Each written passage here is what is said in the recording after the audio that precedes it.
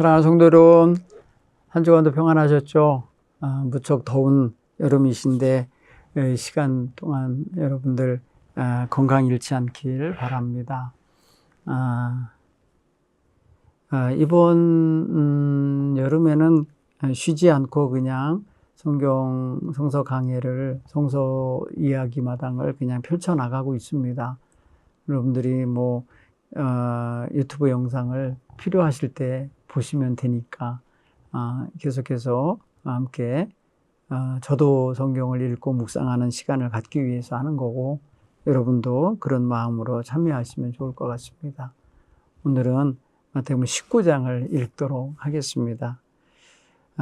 제가 읽고 묵상을 시작하겠습니다. 예수께서 이 말씀을 마치시고 갈릴리를 떠나 요단강 건너 유대 지경에 이르시니 큰 무리가 따르거늘 예수께서 거기서 그들의 병을 고치시더라. 바리새인들이 예수께 나와 그를 시험하여 이르되 사람이 어떤 이유가 있으면 그 아내를 버리는 것이 옳으니까? 예수께서 대답하여 이르시되 사람을 지으신 이가 본래 그들을 남자와 여자로 지으시고 말씀하시기를 그러므로 사람이 그 부모를 떠나서 아내에게 합하여 그 둘이 한 몸이 될지라 하신 것을 읽지 못하였느냐. 그런즉 이제 둘이 아니요 한 몸이니 그러므로 하나님이 짝지어 주신 것을 사람이 나누지 못할지니라 하시니, 여짜오되 그러면 어찌하여 모세는 이혼 증서를 주어서 버리라 명하였나이까? 예수께서 이르시되 모세가 너희 마음의 완악함 때문에 아내 버림을 허락하였거니와 본래는 그렇지 아니하니라. 내가 너희에게 말하노니 누구든지 음행한 이유 외에는 아내를 버리고 다른 데 장가드는 자는 간음함이니라. 제자들이 이르되 만일 사람이 아내에게 이같이 할진대 장가들지 않는 것이 좋겠나이다. 예수께서 이르시되 사람마다 이 말을 받지 못하고 오직 타고난 자라야 할지니라. 어머니의 태로부터 된 고자도 있고 사람이 만든 고자도 있고 천국을 위하여 스스로 된 고자도 있도다. 이 말을 받을 만한 자는 받을지어다. 그때의 사람들이 예수께 안수하고 기도해 주심을 바라고 어린아이들을 데리고 오매 제자들이 꾸짖거늘 예수께서 이르시되 어린아이들을 용납하고 내게 오는 것을 금하지 말라. 천국이 이런 사람의 것이니라 하시고 그들에게 안수하시고 거기를 떠나시니라. 어떤 사람이 주께 와서 이르되 선생님이여 내가 무슨 선한 일을 하여야 영생을 얻으리이까? 예수께서 이르시되 어찌하여 선한 일을 내게 묻느냐? 선한 이는 오직 한 분이시니라. 네가 생명에 들어가려면 계명들을 지키라. 이르되 어느 계명이오니까? 예수께서 이르시되 살인하지 말라, 간음하지 말라, 도둑질하지 말라, 거짓 증언하지 말라, 네 부모를 공경하라, 네 이웃을 네 자신과 같이 사랑하라는 것이니라. 그 청년이 이르되 이 모든 것을 내가 지키어 싸운데 아직도 무엇이 부족하니까? 예수께서 이르시되 네가 온전하고자 할진대 가서 네 소유를 팔아 가난한 자들에게 주라. 그리하면 하늘에서 보화가 내게 있으리라. 그리고 와서 나를 따르라 하시니 그 청년이 재물이 많음으로 이 말씀을 듣고 근심하며 가니라. 예수께서 제자들에게 이르시되 내가 진실로 너에게 이르노니 부자는 천국에 들어가기가 어려우니라. 다시 너에게 말하노니 낙타가 바늘귀로 들어가는 것이 부자가 하나님의 나라에 들어가는 것보다 쉬우니라 하시니 제자들이 듣고 몹시 놀라 이르되 그렇다면 누가 구원을 얻을 수 있으리이까? 예수께서 그들을 보시며 이르시되 사람으로는 할 수 없으나 하나님으로서는 다 하실 수 있느니라. 이에 베드로가 대답하여 이르되 보소서 우리가 모든 것을 버리고 주를 따라 싸운데 그런즉 우리가 무엇을 얻으리이까? 예수께서 이르시되 내가 진실로 너희에게 이르노니 세상이 새롭게 되어 인자가 자기 영광의 보좌에 앉을 때에 나를 따르는 너희도 12 보좌에 앉아 이스라엘 12지파를 심판하리라. 또 내 이름을 위하여 집이나 형제나 자매나 부모나 자식이나 전토를 벌인 자마다 여러 배를 받고 또 영생을 상속하리라. 그러나 먼저 된 자로서 나중되고 나중된 자로서 먼저 될 자가 많으니라. 아멘. 사랑하는 성도 여러분, 이 본문의 말씀에는 오늘 한 4가지 이야기가 있는데요. 첫째는 예수님 앞에 많은 바리새인들이 예수님을 시험하려고 묻었을 것 같은 느낌이 드는데 이혼에 대한 문제를 가지고 왔어요. 이혼. 오늘 성경 표현하면은 3절에 예수께 나와 그를 시험하여 이르되 이렇게 해서 예수님을 바리새인들이 시험하려고 하는 거예요. 그 시험의 내용은 율법의 모세는 결혼한 사람이 자기의 아내를 버리는 것이 용납되는 식으로 했다는 거예요. 그러니까 아내를 버리는 게 사람이 어떤 이유가 있으면 아내를 버리는 것이 옳습니까? 라고 물은 거잖아요. 그때 그게 예수님한테는 뭐랄까 조금 저들이 아주 불순한 의도로 묻는다는 것을 간파하게 만들었어요. 그죠? 그러면서 예수님이 부부로 맺어진 아내와 남편 사이에 어떤 그런 생활을 하신 분은 아니지만은 알고 계신 거예요. 그래서 하나님의 법도에 맞는 남편과 아내의 삶의 자리, 그 다음에 삶의 도리를 알고 계신 거예요. 그래서 오늘 남편이 아내를 버리고 다른 데 재혼하는 그 이유 가운데 타당성이 있거나 인정받을 수 있는 거는 뭐 때문이냐면 아내가 간음한 것 때문에 음란을 행한 일 외에는 안 된다는 거죠. 그러니까 여인 편에서 그 당시 문화 속에서 여인 편에서 스스로 나가서 음란을 행한다, 음행을 저지른다라는 거 쉽지 않은 문화 구조인데 오늘 예수님께서는 그런 이유 외에는 아내를 버리고 다른 데 장가드는 건 간음하는 거다 이렇게 명시했어요. 사실 부부 문제는 정말 누가 개입하여서 이렇게 하기가 참 까다롭고 난해한 문제들이고 난처한 것들이 많은데 이건 거의 다 판사들도 하고 싶어서 하는 건 아닐 거예요. 가정법원의 판사들도 그런 거 뭐 즐거워서 하는 건 아니고 어딘가 법으로 백성들을 어떤 기준을 잡아줘야 되기 때문에 가정법원이 설립되어 있는 거라고 생각이 되죠. 근데 부부 문제는 부부가 해결을 해야 되는 게 맞아요. 그렇죠? 그런데 하나님께서 짝지어서 부부가 됐다고 믿는 부부들, 하나님이 짝지어준 것을 사람이 나누지 못하리라 이렇게 예수님은 아예 예수님의 선언을 하셔요. 하나님이 남자와 여자가 부모를 떠나서 부부가 되게 하셨으면 그 부부는 서로를 이해하고 사랑하면서 평생 그 주어진 삶을 살아야지 그 중간에서 이렇게 헤어져서 이렇게 갈라서는 것은 안 된다. 그런 쪽의 말씀을 하신 거예요. 그죠? 6절에 보면 그런 적 이제 둘이 아니요 한 몸이니 그러므로 하나님이 짝지어 주신 것을 사람이 나누지 못할지니라 하셨다는 거예요. 그랬더니 바리새인들이 그러면 모세는 왜 이혼 증서를 주어서 버리라고까지 했습니까? 라고 말했을 때 예수님이 이게 너희 마음이 완악하기 때문에 그렇게라도 해야 그 여인이 보호받는 거 아니냐 이거죠. 예를 들어서 보세요. 그냥 내치면요 그 여인은 뭐가 되냐면 남자들의 어떤 주권 속에서 여성들은 그냥 피해자가 돼버려요. 지금 마음에 안 들면 내쫓을 수 있으니까. 그러면 여인은요 이리도 저리도 못 가요. 완전히 뭐랄까 남자의 어떤 그 소유 속에 들어있는 거기 때문에 이혼 증서가 없으면 계속해서 그 남편의 관할하에 들어있는 게 돼요. 아니, 먹고 살다 보면은 또 다른 남자와 만나서 새로운 삶을 살 수도 있는데 그런 기회도 가질 수가 없는 거예요. 그래서 이혼 증서를 써서 보내게 한 거거든요. 여러분, 신명기 24장 1절로 4절에 보면은 그래요. 근데 이 여인은요, 남편에게 버림받는 것 그 자체가 벌써 이미 상처잖아요. 그렇죠? 그런데 이혼 증서도 없이 버림당해 보세요. 사회에서 보호받을 수 있는 게 아무것도 없는 거예요. 돼버려요. 집에서 내쫓겼죠. 다른 남자에게 갈 수도 없죠. 그 다음에 어떻게 할 수가 없어요. 남자들이 주류 사회인데 거기서 여자가 어떻게 쫓겨난 여자가 혼자 살아낼 수 있겠어요. 결국에는 당시의 여성들은 결혼을 통해서 생존의 기반을 확보할 수밖에 없었던 시대잖아요. 그래서 이혼 증서가 있어야 또 다른 남자가 그 여인을 아내로 맞이하는데 합법적이 되는 거예요.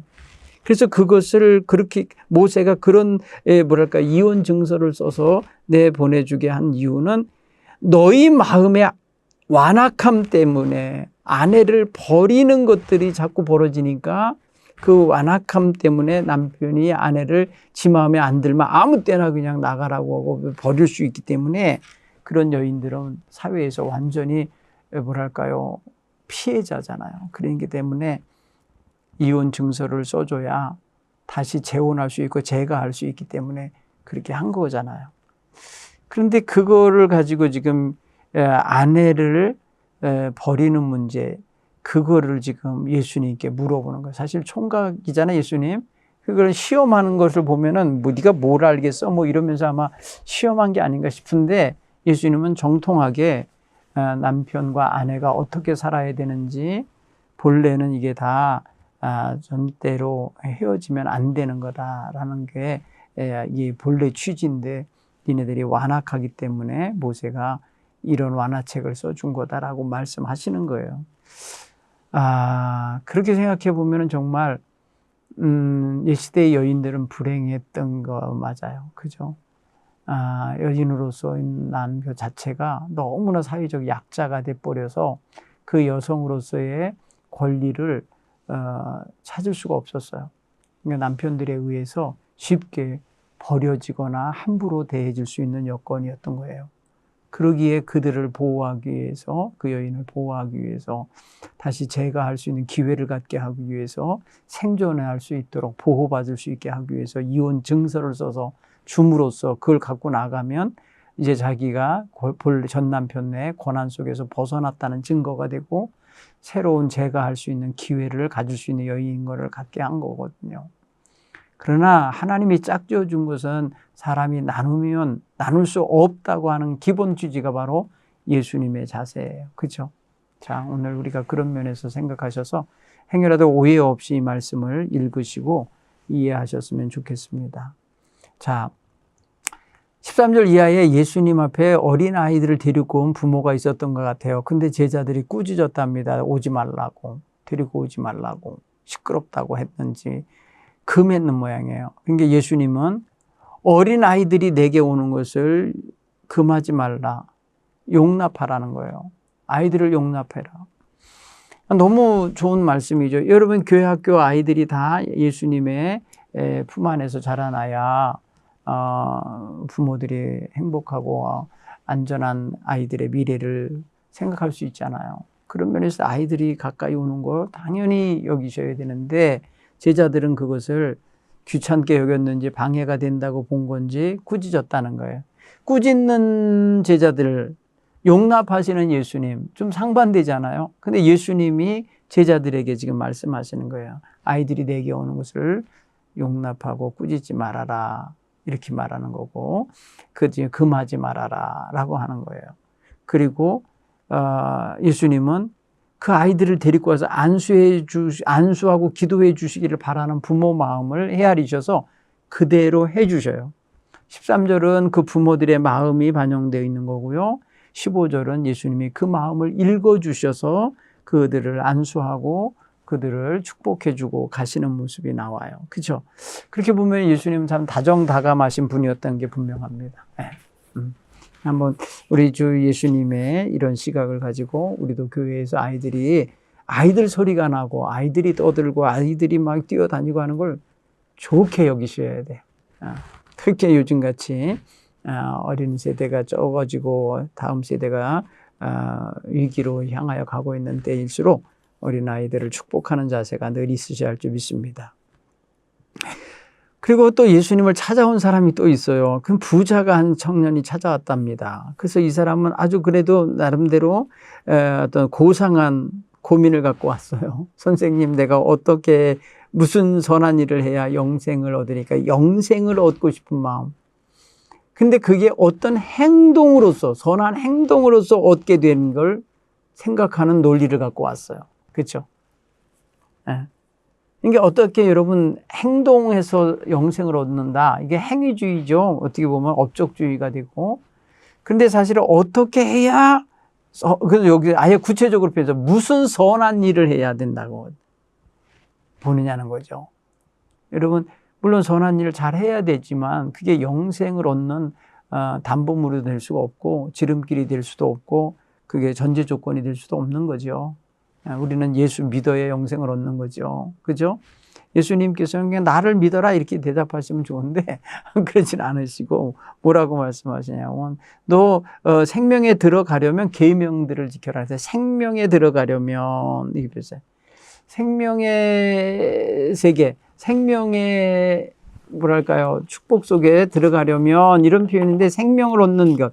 그러니까 영생을 얻고 살아가는 길로 가려면 너 계명을 지켜라 우선. 근데 계명이 뭐냐? 그러니까 보니까 여러분 10계명 중에 5계명부터 10계명 내용들이 거기에 담겨 있어요. 그렇죠?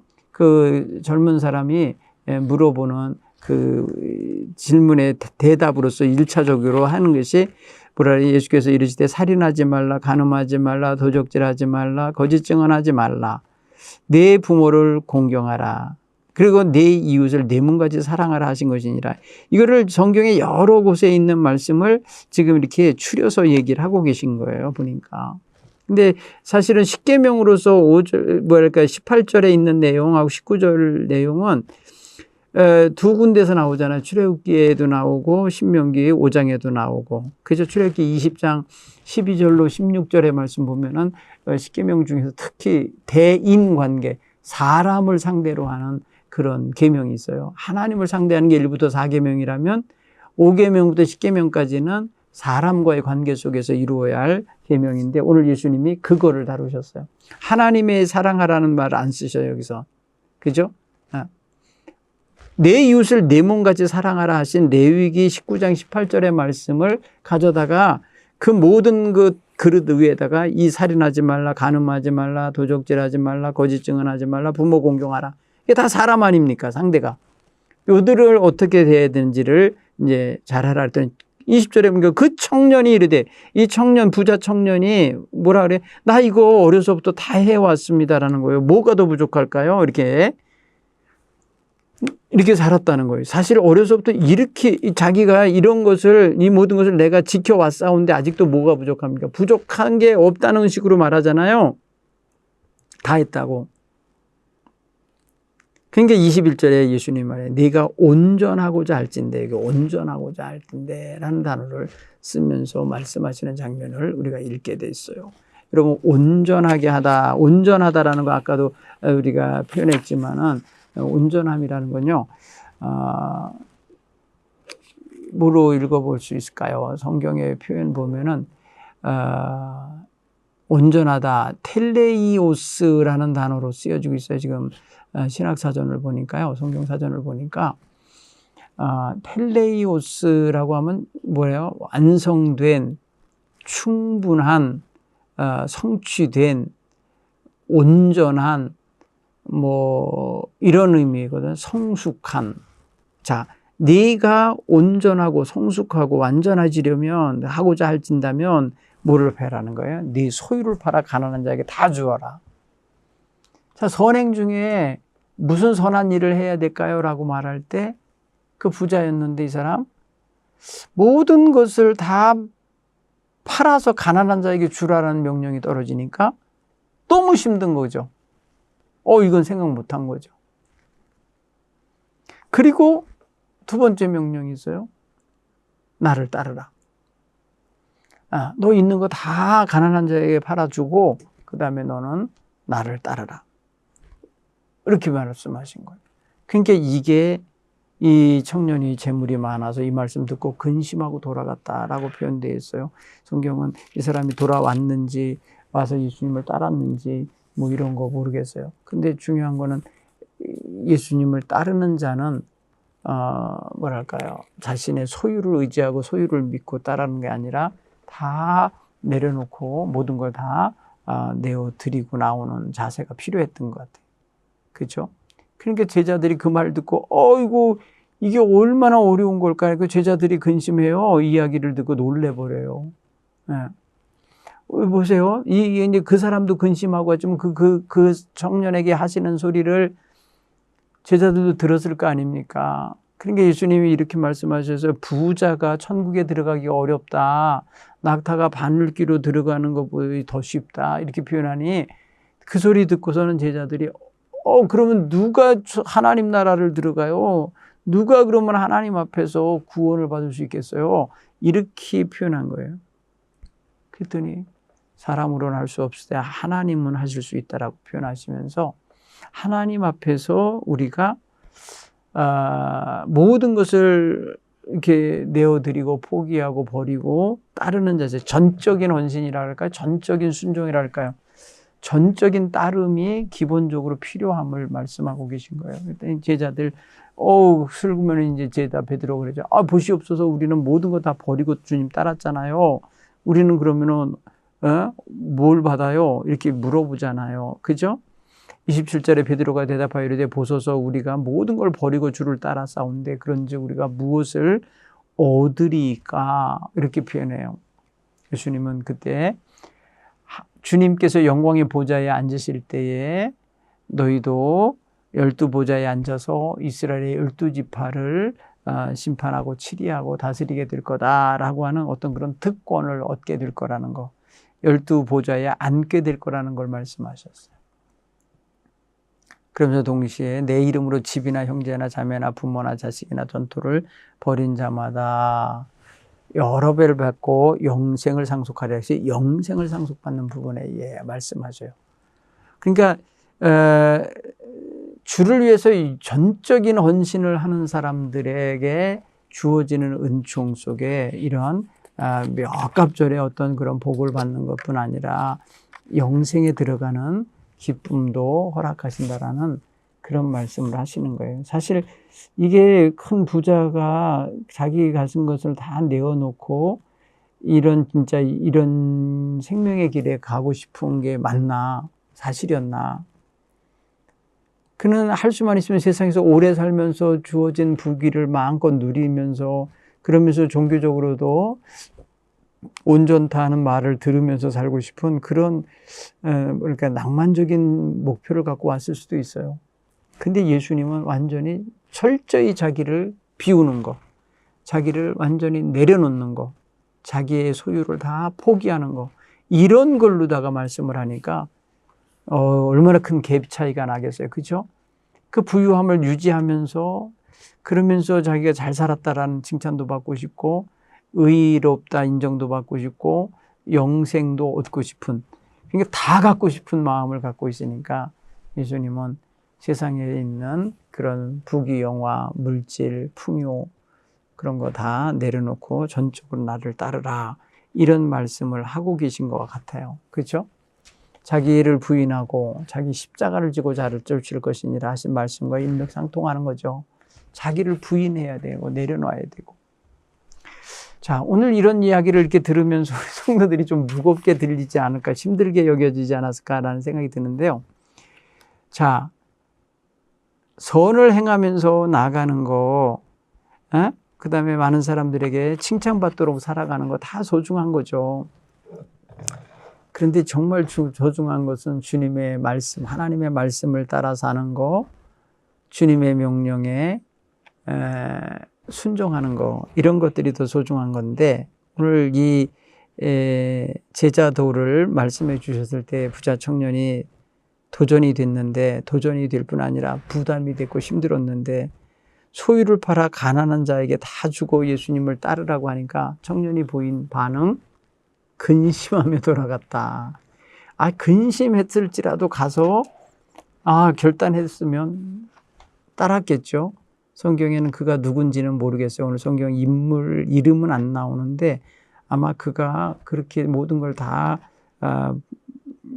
팔아서 가난한 자에게 나눠주고 따랐다면 여리고성에 사케오가 세리 사케오가 그랬던 것처럼 이름이 등장하지 않았을까 하는 생각이 들어요. 근데 성경에 이름이 등장하지 않은 그냥 부자 청년으로 나오는 걸 봤을 때 그가 고민하면서 그가 고상한 어떤 그런 목적을 가지고 물으러 왔지만 결국에는 세속적인 그런 물질에 얽매인 마음 뭐 이런 것 때문에 근심하게 되는 거 너무 대조적이지 않습니까? 그죠? 영생을 얻는 사람이 물질에 대한 근심 때문에 포기한다? 이게 앞뒤가 안 맞는 거예요. 그러니까 그가 애초에 영생을 얻으려고 할 때 그 영생이라는 개념이 물질 소유를 전제로 한 그러면서 누리고 싶은 오래오래 잘 살고 싶은 그런 욕망이라면 예수님과 핀트가 안 맞는 거예요. 초점이 안 맞는 거예요. 그죠? 그렇기 때문에 예수님께서 그에게 모든 걸 팔아 가난한 자에게 주고 너는 와서 나를 따르라 했을 때 근심하며 돌아갈 수밖에 없었을 것이고 근심을 못 벗어낸 그는 계속해서 그 부자로서의 삶을 그 정체성을 유지하며 살아갔을 것 같아요. 그죠? 재물이 그에게는 신이 된 거죠. 하늘의 신성한 하나님의 자녀로서 하나님의 거룩한 뜻을 이루는 그런 제자의 길을 걷는 것보다 자기 자신의 재산과 세상의 부귀 영화를 누리는 것을 버릴 수 없어서 영생을 얻고 싶은데 갈 수 없는 것에 대해 근심한 모습들을 보게 되는 거죠. 아마도 예수님의 이 명령은 그에게 굉장히 큰 도전이 되고 심겨운 근심거리가 됐던 건 분명한가 봅니다. 그래서 성경은 이렇게 표현했어요. 그가 근심하고 돌아갔다라고요. 사랑하는 성도 여러분, 우리는 하나님과 재물을 겸하여서 섬길 수 없다는 말씀을 기억해야 돼요. 선행은 가진 것을 일부를 나눠주는 것이지만 순종은 주님을 위해서 모든 걸 다 내어 쓰는 거예요. 내어 드리는 거예요. 그렇죠? 선행은 일부를 가지고 구제도 하고 자선도 베풀지만은 순종은 십자가를 지는 거거든요. 자기 목숨을 부인하면서 자기를 부인하면서 내어주는 거기 때문에 훨씬 더 큰 개념이죠. 그래서 선행 자비 베푸는 거 다 좋아요. 더 좋은 건 순종하는 거다. 그렇죠? 아마도 그 부자 청년은 이 땅에 많은 것을 누리는 것에 대하여 초점이 있었던 것 같고 영생에 대해서 그렇게 절박하지 않았던 것 같아요. 아마 절박했다면 예수님 말씀대로 내가 그리하겠습니다 하고 그 자리에서 결단했을 텐데 그렇게 못한 걸 보면은 부를 포기하지 못한 거죠. 그리고 예수님을 따르는 길에 있지 않고 돌아갔대잖아요. 돌아가는 모습으로 비춰지고 있으니까 어떻게 보면 예수님의 가시는 그 대열에 동참하지 못한 그런 표본이 아닌가 이렇게 생각이 되죠.